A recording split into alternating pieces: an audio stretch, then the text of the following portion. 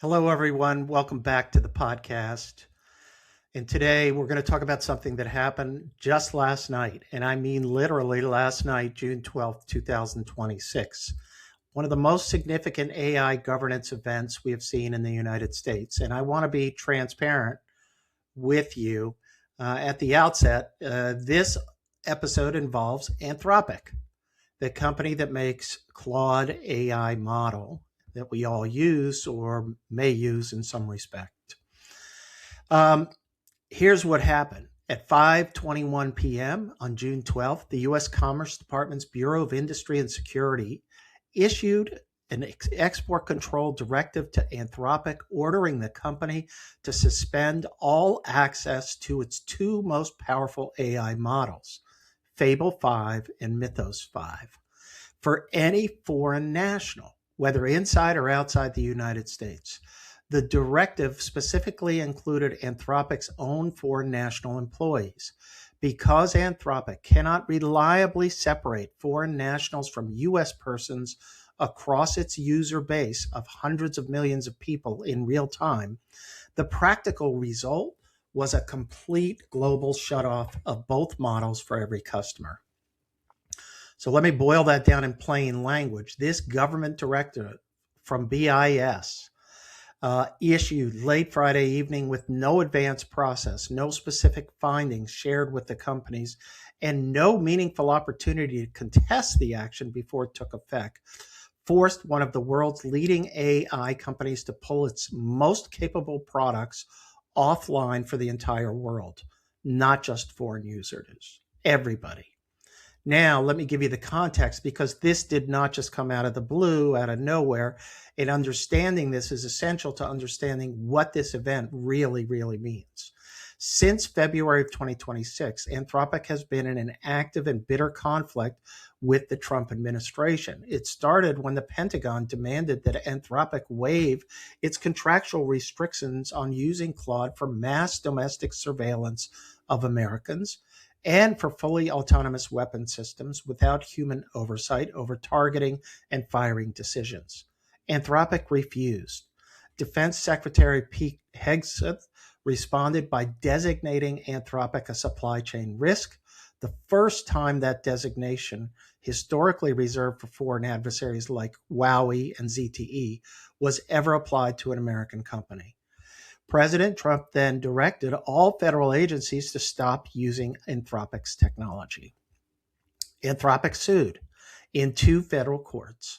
On March 9th, 2026, the company argued that the supply chain risk designation exceeded the government's legal authority, violated the Administrative Procedure Act, and constituted unconstitutional retaliation for Anthropic's refusal to let its models be used for mass surveillance and autonomous weapons.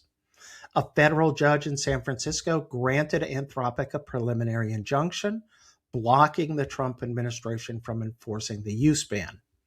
The D.C. Circuit denied Anthropic's request to block the supply chain designation while litigation proceeds.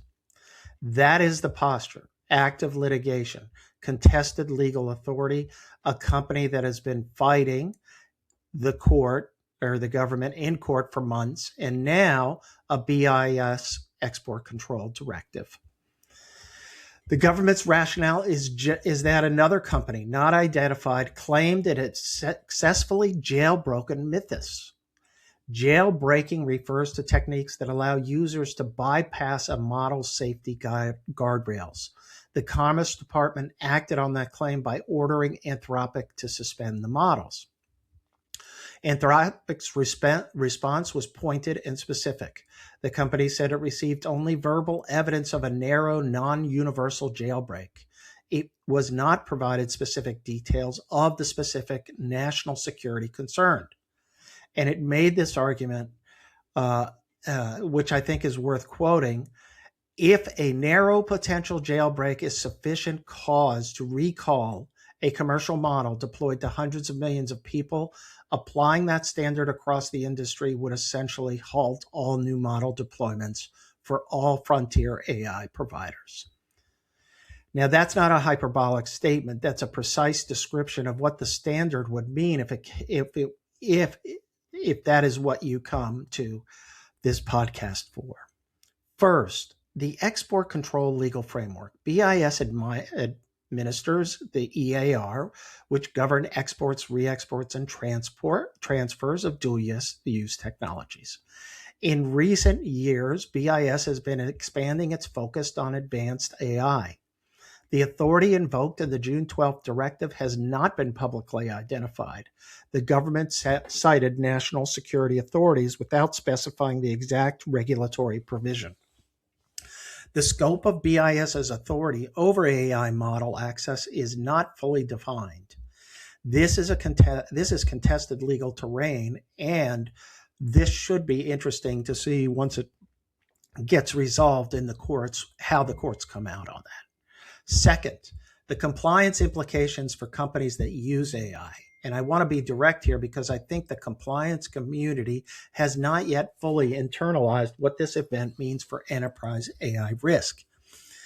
If the government can order a frontier AI provider to pull its most capable models offline, and you can have the best SLA in the world, and it will not protect you if a government directive takes the model offline. This is a third-party AI risk at its most acute.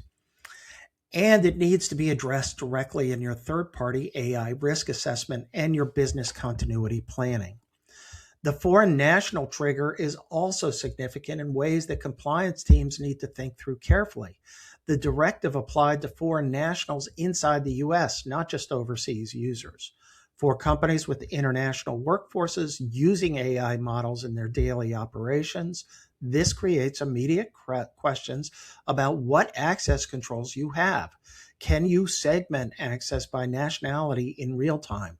Do you even have the data to do that? Most enterprise AI deployments have no mechanism for nationality-based access control because no one has ever had to design for that requirement in a commercial software product. Third, the governance gap. And this is the observation I want to leave you with because I think it's the most important one. There is no comprehensive statutory framework governing government authority to restrict commercial AI model access on national security grounds.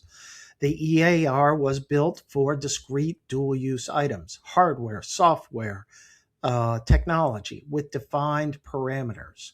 They were not designed, the EAR was not designed for frontier AI models deployed through API access to hundreds of millions of users. The authorities BIS is invoking were not written with this scenario in mind, and Congress needs to enact AI legislation that fills this gap. Now, this is a governance critique, not just a legal argument, and it is correct. We do not have the statutory architecture to handle this situation fairly and consistently. The government is asserting novel authorities over commercial AI systems. The courts are being asked to draw lines that Congress has not drawn, and compliance officials or professionals are left trying to advise their clients in an environment where the regulatory framework is fragmented, contested, and evolving in real time. What does this mean for your compliance program?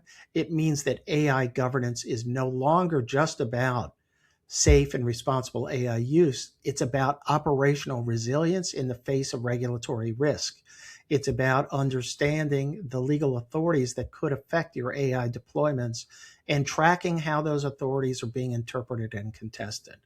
It is about building business continuity plans as well. The AI governance gap is real, and Friday night we saw exactly what happens when that gap meets a government prepared to act through it. Thanks for listening. I'll continue tracking this story and bring you any updates. Talk to you next time.